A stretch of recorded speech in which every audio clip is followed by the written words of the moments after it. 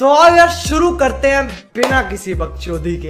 काका काका हाँ बोल रहे। अभी मजा आएगा ना। हे मी तयार केलंय, सांगा ना कसं झालंय. अरे वा खूप गोड आहे. काय आहे?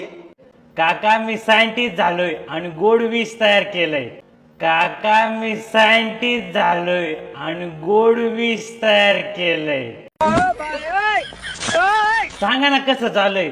मरताना सुद्धा अजिबात त्रास नाही होत, फक्त 5 मिनिटात मरता काका. सांगा ना काका, रडता का काका? सांगा ना. चिडी खेळणार का काका? अजून एक चमचा खा, पण सांगा ना काका. झालं.